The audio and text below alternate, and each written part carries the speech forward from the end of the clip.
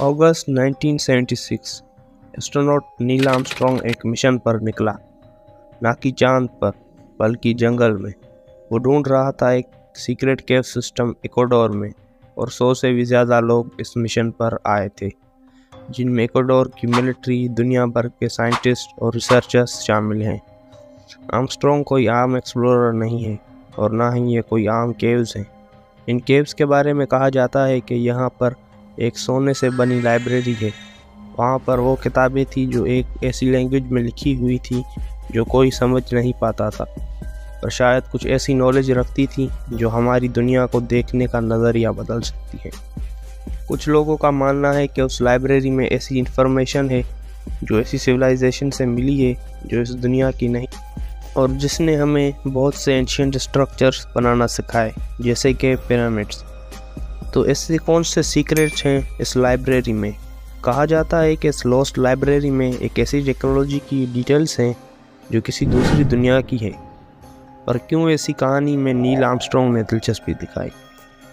कुछ का मानना यह है कि नील ने ऐसी बातों पर यकीन करना तब से शुरू किया जब उसने खुद कुछ नाकाबिले यकीन देखा। जब 1969 में आर्मस्ट्रॉन्ग ने चांद पर लैंडिंग की, तब 50 करोड़ से ज़्यादा लोग उसे देख रहे थे, जैसे ही वीडियो और ऑडियो अर्थ पर ट्रांसमिट की जा रही थी। पर उसी दौरान ट्रांसमिशन पूरे 2 मिनट के लिए बंद हो गई, और उसी वक्त आर्मस्ट्रॉन्ग ने अपना कम्युनिकेशन चैनल बदला अपने मेडिकल ऑफिसर की तरफ, और वो कहता है वो दूसरी तरफ खड़े हैं और हमें देख रहे हैं। आर्मस्ट्रॉन्ग और उसके साथी एस्ट्रोनॉट ने कहा कि वो अजीब सी चीज़ें देख रहे हैं, और रिसर्चर्स का कहना है कि इंसानों को चांद पर जाने से मना किया गया था। और अगर यह बात सच्ची है तो शायद यही वजह है कि उस मिशन के बाद इंसान कभी चांद पर नहीं गए।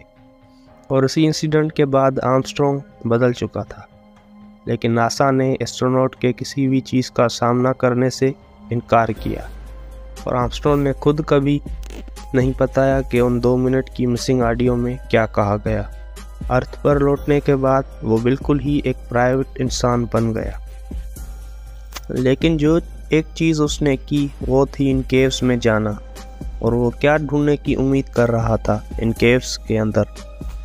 इन केव्स के अंदर जाना बहुत मुश्किल था, लेकिन आर्मस्ट्रॉन्ग और उसके साथी घने जंगलों को पार करके उस केव सिस्टम में दाखिल हुए, और हैरान रह गए जब उन्होंने केव्स में सीधी दीवारें देखीं, और ऐसी चीज़ें जो नेचुरल नहीं बल्कि इंसानों की बनाई हुई थी, और ये हज़ारों साल पुरानी थी। अब जैसे ही आर्मस्ट्रॉन्ग आगे बढ़ता गया तो वहाँ पर उन्हें एक चेंबर में एक स्केलेटन मिलता है जो 3500 साल पुराना है। उसके बाद कई किलोमीटर चलने के बाद वो वापस बाहर आ जाते हैं। उनके हिसाब से वो 16 किलोमीटर तक केव्स के अंदर गए, जब इन केव्स की लंबाई 200 किलोमीटर से भी ज़्यादा बताई जाती है। उसके बाद आर्मस्ट्रॉन्ग वापस चला गया, लेकिन उसने ये कभी नहीं बताया कि वो उस मिशन पर क्यों गया था। लेकिन 1994 में आर्मस्ट्रॉन्ग ने वाइट हाउस में एक स्पीच के दौरान एक अजीब सी बात कही कि हमें छुपे हुए राजों और सच की लेयर से पर्दा हटाना चाहिए। तो इससे वो क्या कहना चाहता था? क्या उस लाइब्रेरी में कायनात के छुपे हुए राज मौजूद हैं? और इसी वजह से नील आर्मस्ट्रॉन्ग उस मिशन पर गया, और इस लाइब्रेरी को ढूंढने से शायद हमें कदीम इंसानों और दूसरी दुनियाओं के बारे में पता चल सके। और मानने वालों के लिए ये लाइब्रेरी आज भी कहीं उन घने जंगलों में मौजूद है, किसी अनदेखी जगह पर।